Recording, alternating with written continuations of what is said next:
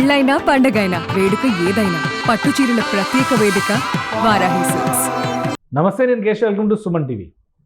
అన్నమో రామచంద్ర అంటే ఇదివరకు జాలిపడే పరిస్థితి వచ్చింది. ఇప్పుడు అన్నం అంటే భయపడే పరిస్థితి వస్తుంది. ఎందుకు? అన్నం తింటే ఏం జరుగుతుంది? మన ఆహారపు అలవాట్లలో ప్రధానమైన పాత్ర పోషిస్తున్నటువంటి ఆహారంలో అన్నానికి ఒక ప్రత్యేకమైనటువంటి అంశం, ప్రత్యేకమైనటువంటి చోటు ఉంది. కానీ దీనివల్లనే మనం మరింత ఎక్కువ నష్టపోతున్నామంటే అవుననే చెప్తున్నారు రీసెర్చర్స్. అసలు ఏంటి ఆ రీసెర్చ్? అన్నం తింటే మనకు వచ్చేటువంటి ప్రమాదం ఏంటి? ఈ విషయాలను విశ్లేషించేటువంటి ప్రయత్నం చేద్దాం. మనతో పాటు ఫార్మా స్పెషలిస్ట్ సుబ్రహ్మణ్యం గారు ఉన్నారు. సుబ్రహ్మణ్యం గారు నమస్కారం. నమస్తే సార్. మామూలుగా మన ఆహారపు అలవాట్లలో అన్నం లేకుండా భోజనం అనేది లేనే లేదు. కరెక్ట్. ఇప్పుడు అన్నం తింటే అది పెద్ద ప్రమాదకరమైనటువంటి పరిస్థితి, విపత్కరమైన పరిస్థితి అనేటువంటి హెచ్చరికలు వస్తున్నాయి. అవును సార్. ఏంటి అసలు దేనికి అన్నం ప్రమాదకరమైనదిగా మారింది? ఈ మధ్య కాలంలో వచ్చినటువంటి మార్పులు చేర్పుల వలన అన్నం అలా అయిందా, లేదంటే అన్నం కంటిన్యూస్గా మనం తినడం వల్ల మన ఆహారంలో రైస్ని ప్రధాన భాగం చేసుకోవడం వల్లనే ఎక్కువ సమస్యలు వస్తున్నాయా? ఏంటి కారణం? సార్, ఇప్పుడు మీరు ఈ జనవరి 1 అయింది కదా, మన 31వ తేదీ చూసినారంటే ఈ క్విక్ కామర్స్ తర్వాత ఫుడ్ డెలివరీ కంపెనీస్ సర్వే ప్రకారం మీరు చూసినారంటే నంబర్ 1, నంబర్ 2లో ఆర్డర్స్ ప్లేస్ చేసిన ఫుడ్లో ఉన్నటువంటిది ఏంటంటే ఫస్ట్ బిర్యానీ ఉంది, తర్వాత పిజ్జాలు ఉన్నాయి. ప్రాబ్లం ఏంటంటే ఈ ఫుడ్, ఈ రైస్ ఎక్కువ తినడం వల్ల ప్రోటీను తక్కువ తీసుకుంటున్నాం. కానీ బిర్యానీని రెగ్యులర్ రైస్తో మనం కంపేర్ చేసి చూడగలం. దానికి ఎందుకంటే బిర్యానీ అనగానే ఒక స్పెషల్ ట్రీట్మెంట్ ఉంటుంది కదా. అవును.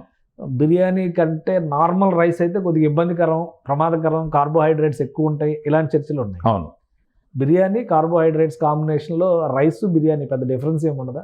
లేదు సార్, ఇప్పుడు మూల పదార్థం వచ్చి రైసే, ఏడైనా ఆడైనా సరే రైసే. కాబట్టి ఖచ్చితంగా అన్నం ఎక్కువ తీసుకుంటే, ఇప్పుడు ఒక చిన్న ఎగ్జాంపుల్ చెప్దాం.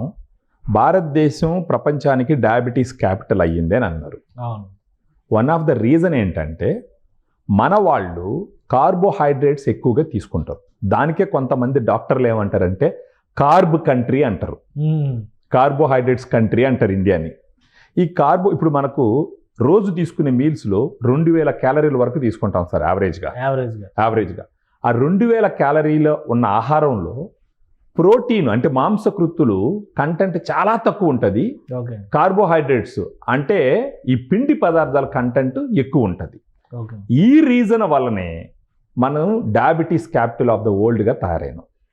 ఇప్పుడు డాక్టర్లు అన్నం తింటే పిండే అనమాట, పిండే బతుకంతే. ఇప్పుడు మీరు ఎప్పుడైనా చూసినారంటే ఫారినర్స్ని చూడండి, ఈవెన్ చైనా వాళ్ళని కూడా చూడండి, వాళ్ళ పొట్టలు చూడండి, మన పొట్టలు చూడండి. ఫారినర్స్ అందరూ మజిలీగా ఉంటారు, కొంచెం మజిల్గా ఉంటారు. మన వాళ్ళు కొంచెం పొట్ట దగ్గర కొంచెం ఈ విధంగా ఉంటాం అనమాట. ఇప్పుడు రీసెర్చ్, ఇప్పుడు వి మోహన్ గారు, MV diabetic centre, famous diabetologist ఆయన కంట్రీలో, ఆయన ఒక మాట చేస్తారంటే వాళ్ళు ఒక రీసెర్చ్ చేసినారు సార్. వాళ్ళు ఏం చెప్తారంటే ఈ రిఫైన్డ్ కార్బోహైడ్రేట్స్లో 10% అయినా సరే ఈ మొక్కల నుంచి వచ్చే ప్రోటీన్స్తో కానీ రీప్లేస్ చేస్తే డయాబెటీస్ రాకుండా అరికట్టచ్చు, ఒకవేళ డయాబెటీస్ వచ్చినా కూడా కంట్రోల్ చేయొచ్చు అని అంటారు. చిన్న ఎగ్జాంపుల్ చెప్తాను. United Nations of Food and Agriculture Organization ఒక సర్వే చేసింది 2021లో. వాళ్ళు ఏం చెప్పినారంటే పాకిస్తాన్ వాళ్ళు ఒకరు యావరేజ్గా రోజుకి 70.6 గ్రాములు ప్రోటీన్ తీసుకుంటారు. చైనా వాళ్ళు 124.6 గ్రాములు ప్రోటీన్ తీసుకుంటారు ఒక మనిషి రోజుకి యావరేజ్గా. అమెరికా వాళ్ళు 124.4 గ్రాములు ప్రోటీన్ తీసుకుంటారు. అంతెందుకు ఇండోనేషియా వాళ్ళు 79.8 గ్రామ్స్ ప్రోటీన్ తీసుకుంటారు. ఇండియా వాళ్ళు తీసుకునే ప్రోటీన్ కానీ మీరు చూసినారంటే ఆశ్చర్యపోతారు. ఎక్కువ మంది జనాలు, తక్కువ ప్రోటీన్ కంటెంట్. ఇండియన్స్ తీసుకునే ప్రోటీన్ ఎంతంటే 70.5 గ్రాములు యావరేజ్గా ఒక మనిషి. సో అంటే యావరేజ్ ఎంత తీసుకోవాలి ప్రోటీన్? యావరేజ్గా ప్రతి మనిషి తీసుకోవాల్సిన ప్రోటీన్ కంటెంట్ ఎంత అంటే సార్, 1 kg వెయిట్కి 0.8 గ్రాములు తీసుకోవాలి సార్. మినిమం రిక్వైర్మెంట్ అది. అది మళ్ళీ మారుతుంది ఫిజికల్ యాక్టివిటీ. ఇప్పుడు WHO ICMR లెక్క ప్రకారం 0.8 grams per KG body weight తీసుకోవాలా. ఒకవేళ ఫిజికల్ యాక్టివిటీ ఎక్కువ ఉందనుకోండి ఇంకా కొంచెం ఎక్కువ తీసుకోవాలి. అంత ఫిజికల్ యాక్టివిటీ లేదనుకోండి తక్కువ తీసుకోవాలి. ప్రోటీన్ ఎందుకు అంత ఇంపార్టెంట్ అంటే సార్, మీరు చూసినారంటే ప్రతి మనిషి నెలకి 4% మజిల్ వెయిట్ తగ్గిపోద్ది.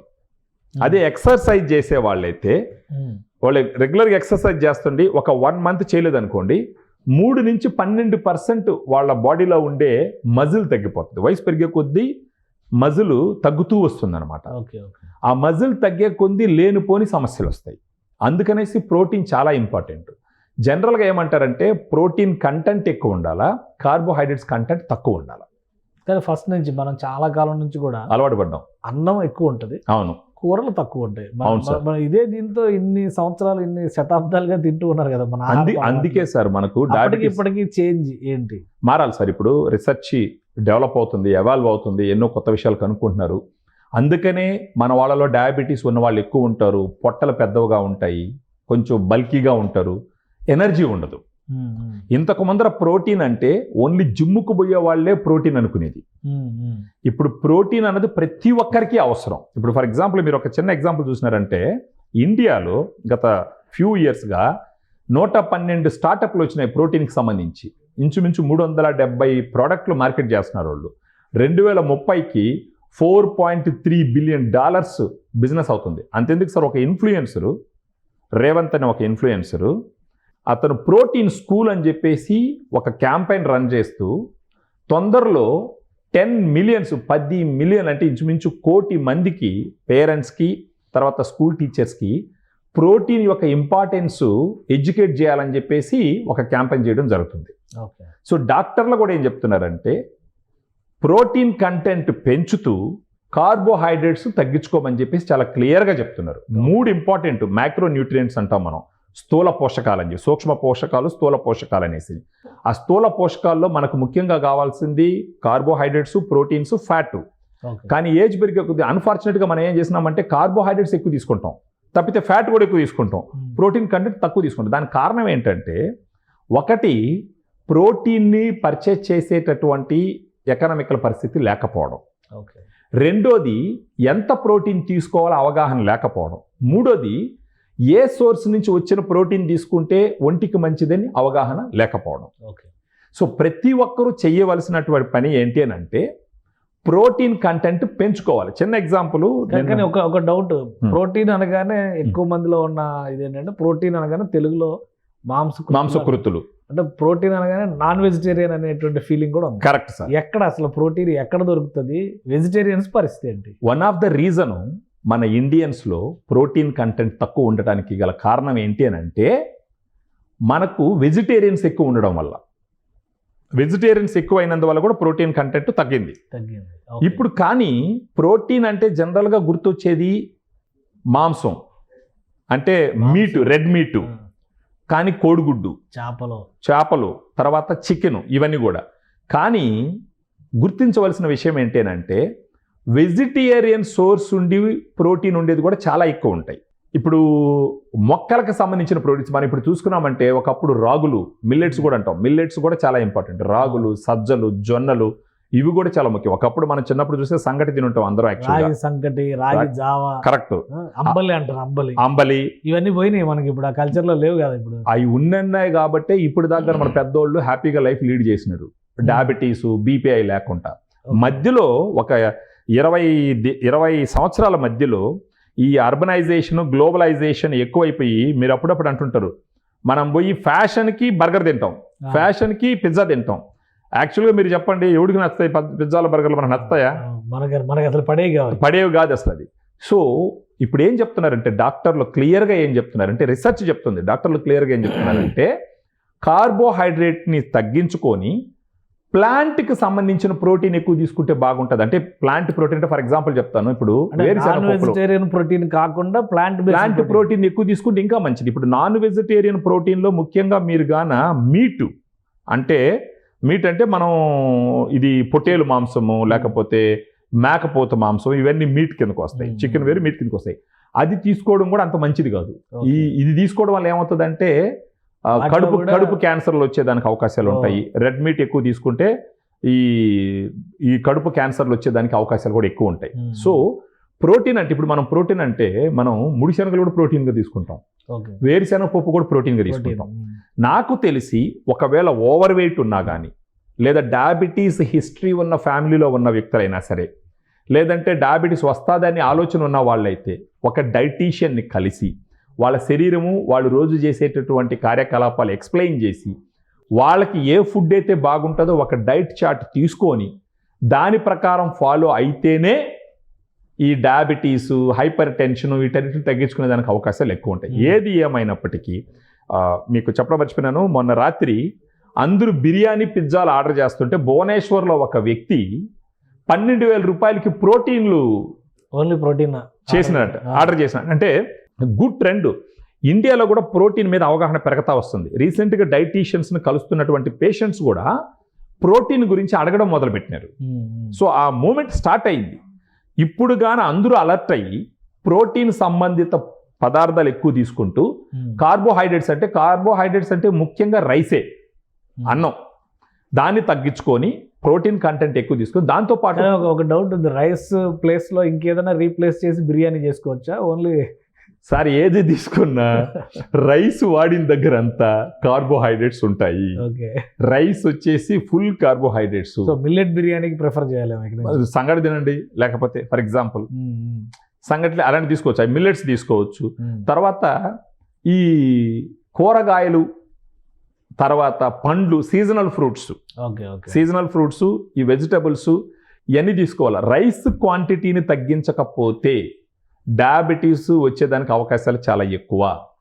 దాన్ని ప్రివెంట్ చేయాలంటే డాక్టర్ వి మోహన్ గారు చెప్తున్నారు, ఈ ఫుడ్ని, కార్బోహైడ్రేట్స్ని 10% అయినా సరే ప్లాంట్ ప్రోటీన్తో రీప్లేస్ చేస్తే డయాబెటీస్ రాకుండా కంట్రోల్ చేయొచ్చు అంటున్నారు ఆయన. వాళ్ళ రీసెర్చ్ అది చెప్తుంది. అంటే ప్లాంట్ రిలేటెడ్ ప్రోటీన్ అంటే వెజిటేరియన్ ప్రోటీన్ అంటే మొక్కలకు సంబంధించిన ప్రోటీన్, అంటే కివీ ఫ్రూట్స్ లాంటివి, తర్వాత వేరుశెనగలు లాంటివి, ముడిశెనగలు లాంటివి, ఇలాంటివి చూసుకొని కానీ దానికి సంబంధించిన ప్రోటీన్ కంటెంట్ పెంచుకుంటా పోతే ఖచ్చితంగా డయాబెటీస్ని కూడా కంట్రోల్ చేయొచ్చు, లేదా ప్రివెంట్ చేయొచ్చు అని కూడా వాళ్ళ రీసెర్చ్ క్లియర్గా చెప్తుంది. మనం తినే ఆహారమే మన శత్రువు. దాన్ని ఇప్పుడు ఒక రకంగా చెప్తారు, నాలుగుని అదుపులో పెట్టుకోకపోతే ఆటోమేటిక్ ఖచ్చితంగా సార్ ఇప్పుడు అదుపు తప్పుతాము, లైఫ్ లాంగివిటీ కూడా తగ్గిపోతుంది. మీరు ప్రోటీన్ కంటెంట్ పెంచుకోకపోతే లైఫ్ లాంగివిటీ తగ్గుతుంది. రీసెంట్గా కూడా రీసెర్చ్ ఏం చెప్పినారంటే, ఒక కేజీ బాడీ వెయిట్కి 0.8 గ్రామ్స్ ప్రోటీన్, అది కూడా ప్లాంట్ ప్రోటీన్ కానీ తీసుకుంటే వాళ్ళు హెల్తీ ఏజింగ్ ఉంటుంది. అంటే కొంతమంది 40 సంవత్సరాలు కూడా 60 సంవత్సరాల లాగా కనపడతారు, కొంతమంది 50-60 సంవత్సరాలు ఉన్నా కూడా 40 సంవత్సరాలు 30 సంవత్సరాల లాగా కనపడతారు. వాళ్ళకి డిఫరెన్స్ ఏంటి అని అంటే ఇలాంటి మార్పులు చేర్పులు చేసుకోవడం. ఫుడ్ ఇంటేక్ ఏం తీసుకుంటున్నారు అనే దాని మీద వాళ్ళ రూపురేఖలు కూడా ఆధారపడి కంప్లీట్గా. ఇప్పుడు ఒక సామెత ఉంటుంది, ఆహారాన్ని కానీ అదుపు చేసుకోకపోతే మందులు ఆహారం తినాల్సి వస్తుంది అనేసి. సో మందులు తినకూడదంటే ఆహారాన్ని కంట్రోల్లో చేసుకోవాలా. ప్రోటీన్ కంటెంట్ చాలా చాలా ఇంపార్టెంట్. అసలు ప్రోటీన్ ఇప్పుడిప్పుడే ఇండియాలో అవేర్నెస్ వస్తుంది, అందరూ అడుగుతున్నారు. ఇంతకు ముందర ప్రోటీన్ అంటే ఓన్లీ జిమ్ పోయే వాళ్ళకే ప్రోటీన్ అనే ఆలోచన ఉండేది. కానీ గవర్నమెంట్ ఎప్పుడు నుంచి ఒక కోడిగుడ్డు తినమని చెప్పేది. ఒక కోడిగుడ్డు తింటే 6 గ్రాముల ప్రోటీన్ ఉంటుంది దాంట్లో. అందుకే స్కూల్ పిల్లలకి రోజుకి ఒక ఎగ్ ఇస్తారు.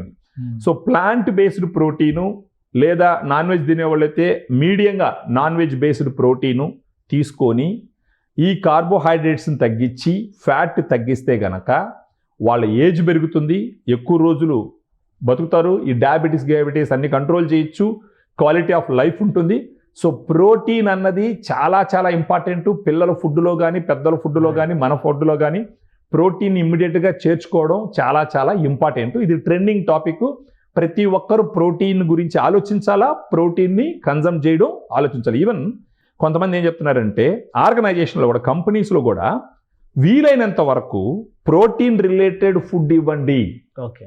అంటే ఫర్ ఎగ్జాంపుల్ ఇప్పుడు మన దగ్గర రోజు భోజనం పెడతారు మనకు, ఫర్ ఎగ్జాంపుల్ అది గొప్ప పని. అది దాంట్లో అన్నం తగ్గి ఇంకేదైనా యాడ్ చేసినా కూడా మంచి జరుగుతుంది. అంటే ఒక పూట సంఘటన మిల్లెట్స్కి సంబంధించి అలాంటివి. మధ్యాహ్న భోజన పథకంలో కూడా చాలా చేంజెస్ వస్తున్నాయి ఈ కాంబినేషన్స్. అవును, ఇప్పుడు రీసెంట్గా మనకి ఏపీ గవర్నమెంట్ కూడా చూసినారంటే పిల్లలకి అంత ఈ పోషకాహారానికి సంబంధించినటువంటి చేంజెస్ వస్తున్నాయి. కానీ అన్ఫార్చునేట్లీ మీరు చెప్పినట్టు ఏంటంటే మనం ఎంత అన్నం తినందే మనకు తృప్తి రాదు, అలవాటు పడిపోయినాం. ఉదయం అన్నం, మధ్యాహ్నం అన్నం, రాత్రి అన్నం. కానీ మారుతున్న పరిస్థితులకు అనుగుణంగా మనం కూడా మారకపోతే మనం మారిపోతాం. రైట్. సో అది సార్ పరిస్థితి. రైట్. థ్యాంక్ యూ సుబ్రహ్మణ్యం గారు. ఇది ఆహారంలో మార్పులు చేర్పులు చేయకపోతే ఖచ్చితంగా హాస్పిటల్కి వెళ్ళి మందులు తినాల్సిన పరిస్థితి ఉంటుందని సుబ్రహ్మణ్యం గారు విశ్లేషిస్తున్నారు. ప్రధానంగా మనం అనుసరిస్తున్నటువంటి రోజువారీ పద్ధతిలో కార్బోహైడ్రేట్ల పర్సంటేజ్, పిండి పదార్థాల శాతం ఎక్కువగా ఉండడం వల్ల శరీరానికి విపరీతమైన నష్టం జరుగుతుంది. దీన్ని అర్థం చేసుకుని ఆహార నియమావళిలో మార్పులు చేయాలని నిపుణులు సూచిస్తున్నారు. సో ఆ విధంగా వెళ్తే జీవన ప్రమాణాలు కూడా పెరిగే అవకాశం ఉంటుందని సుబ్రహ్మణ్యం గారు విశ్లేషిస్తున్నారు. ఇది special discussion. Keep watching. Suman టీవీలో మీ పర్సనల్ అండ్ బిజినెస్ ప్రమోషన్స్ కోసం కింది నెంబర్కి కాంటాక్ట్ చేయండి.